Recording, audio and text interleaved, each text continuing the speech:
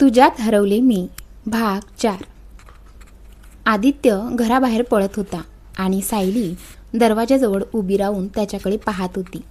आदित्य गेटपर्यंत पोहोचला, पण अचानक थांबला.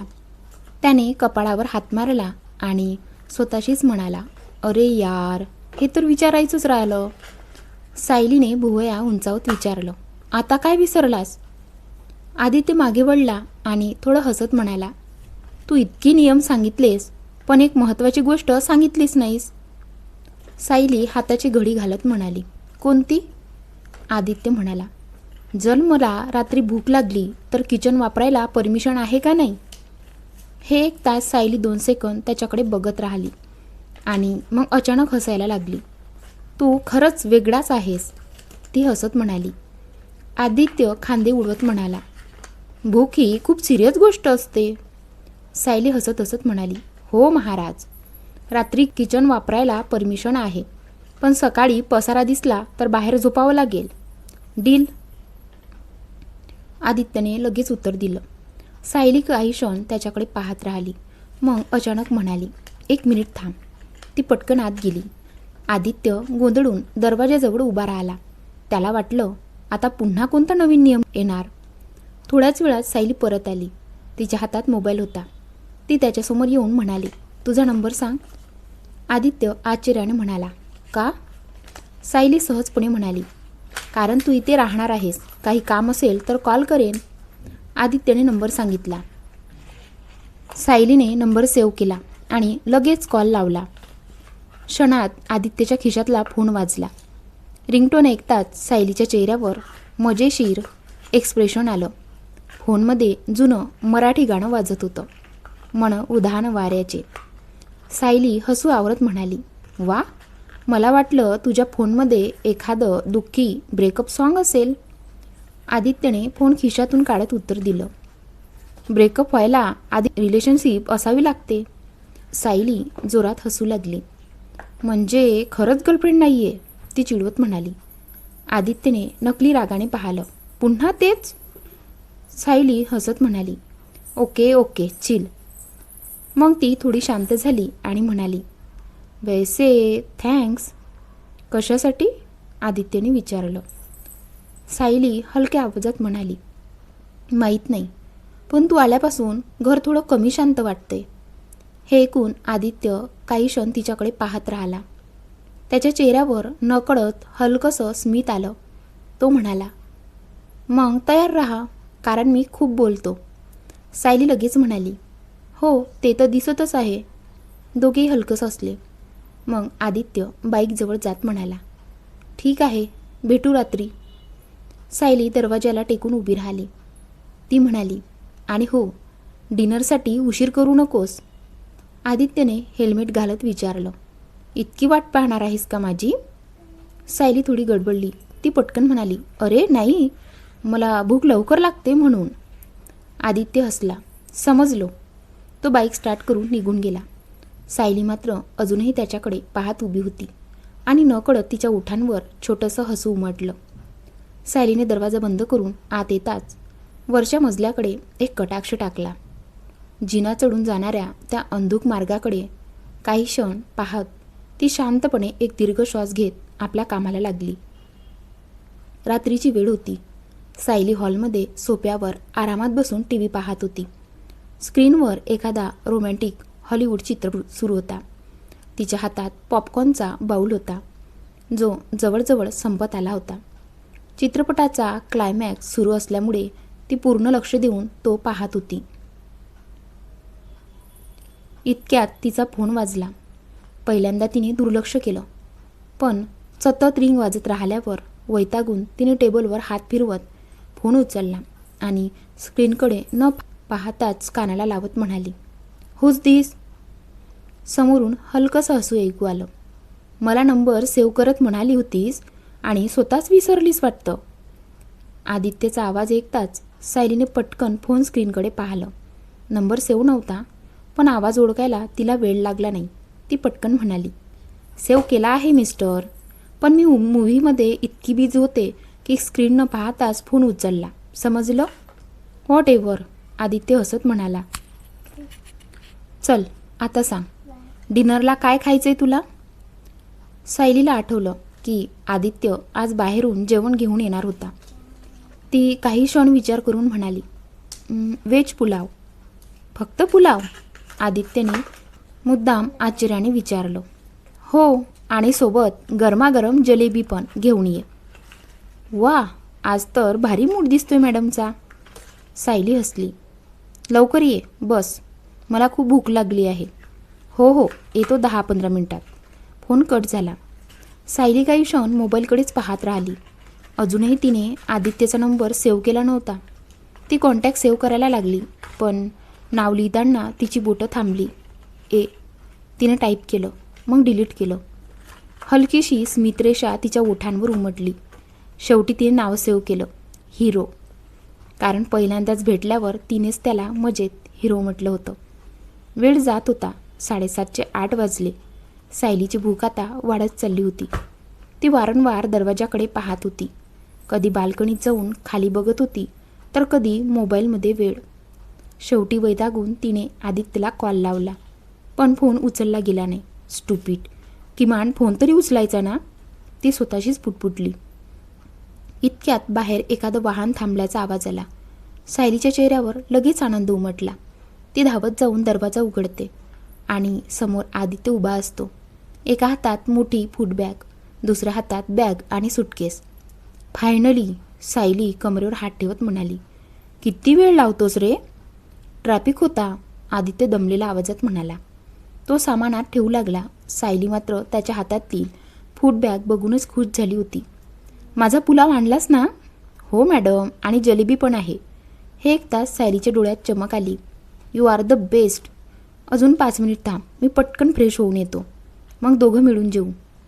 सायलीने लगेच नाराज चेहरा केला. आता आधी जेवू ना, मला खूप भूक लागली आहे. आदित्य हसला. सायली, बाहेर खूप उकाडा आहे, आधी फ्रेश होतो, तू सुरू कर. त्याने पुलावाचं पॅकेट तिच्या हातात दिलं. सायलीने ओठ फुगवले, पण शेवटी मान हलवली. ठीक आहे, पण लवकर ये. आदित्य रूममध्ये निघून गेला.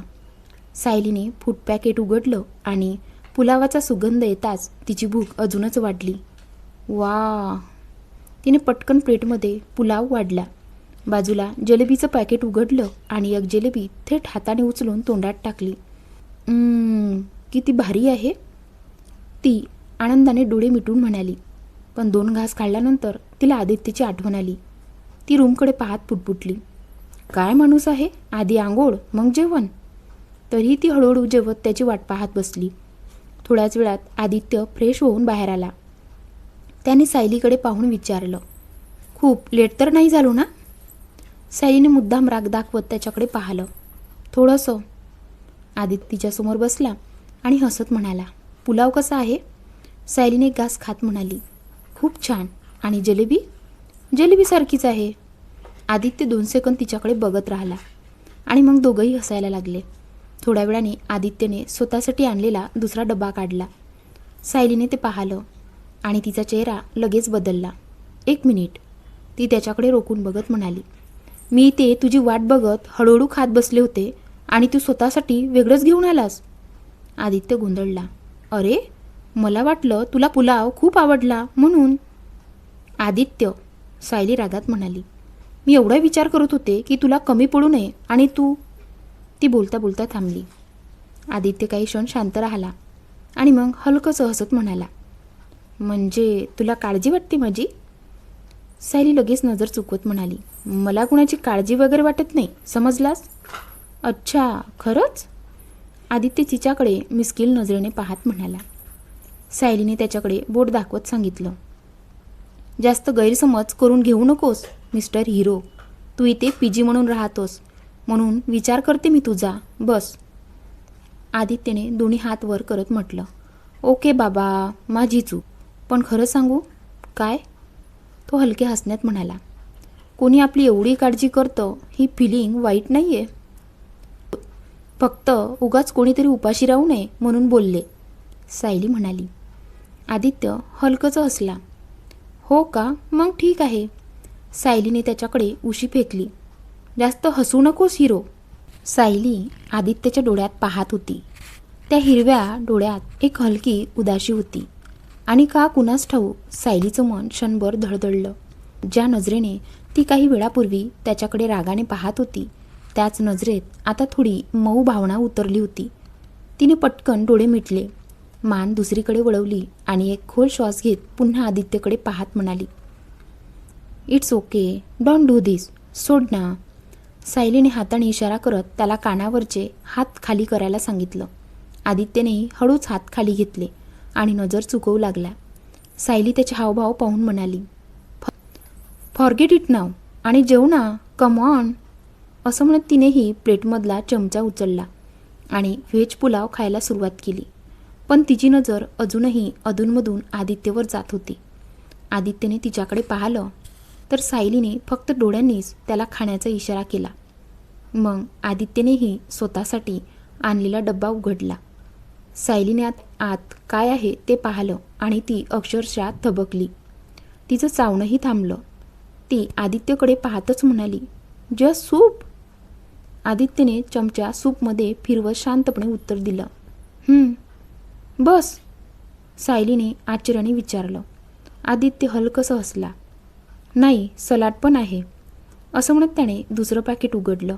त्यात काकडी, गाजर, बीट, टोमॅटो आणि कोबीचं नीटनेटकं सलाड होतं. सायली काही सेकंद फक्त त्या सूपकडे आणि सलाडकडे बघत राहिली. मग त्याच्याकडे पाहत हळू आवाजात म्हणाली, आर यू सिरियस? पुन्हा सिरियस शब्द ऐकून आदित्यची स्माईल गायब झाली. मनातच तो म्हणाला, आता मी काय केलं? तो सावधपणे म्हणाला, आता काय झालं? सायलीने भुवया उंचावत विचारलं, तू खरंच डिनरमध्ये फक्त सूप आणि सलाड खातोयस? आदित्यने सुटकेचा निश्वास टाकला. हो, मी रात्री हलकंच खातो, हेवी फूड टाळतो, खास करून राईस. असं म्हणत त्याने तिच्या प्लेटमधल्या पुलावाकडे बोट दाखवलं. सायलीने स्वतःच्या प्लेटकडे पाहिलं आणि लगेच डोळे बारीक करत विचारलं, म्हणजे तुला वाटतं मी खूप हेवी खात असते? आदित्यचे डोळे मोठे झाले. नाही, मी माझ्याबद्दल बोललो, तुझ्याबद्दल नाही. प्रत्येकाची चॉईस वेगळी असते. सायली काही क्षण त्याच्याकडे पाहत राहिली आणि मग काहीच झालं नाही अशा अविभार्वात खुर्चीत सरळ बसत म्हणाली, ओके, पण खरंच तुझं पोट भरेल ना याने? नंतर माझा पुलाव मागू नकोस हां. आदित्यच्या चेहऱ्यावर हसू उमटलं. नाही, माझं होईल. तू तुझा पुलाव एन्जॉय कर. I am happy with my soup and salad. सायलीने खांदे उडवले. Okay then, go ahead. ती पुन्हा पुलाव खायला लागली. थोडा वेळ शांततेत गेला. मग आदित्यने फॉर्मॅलिटी म्हणून विचारलं, you want some soup or salad? सायलीने लगेच हात हलवत नकार दिला. No, not at all. तुझं ते गवत फूस तुलाच लकलाप. आदित्यचे डोळे उघडेच राहिले. तो तिच्याकडे बघत राहिला आणि सायली मात्र निवांतपणे पुलाव, पापड आणि लोणचं खात राहिली. काही वेळाने ती म्हणाली, वर अजून एक बेडरूम आहे. आदित्यने तिच्याकडे पाहिलं. सायली शांतपणे म्हणाली, तू विचारत होतास ना आईबाबांच्या रूमबद्दल? ती वर आहे. तिने जिन्याकडे बोट दाखवलं. आदित्यने हलकंसं स्मित करत मान डोलावली. ओके. सायली पुन्हा जिलेबी खायला लागली. तिने अचानक विचारलं, तू जिलेबी पण खात नाहीस? आदित्य हसला. खातो, पण खूप क्वचित, कॅलरीज वगैरे. सायलीने डोळे फिरवले. जणू मनात म्हणत होती, हा कसला माणूस आहे? दोघं शांतपणे जेवू लागले. काही वेळाने जेवण संपलं.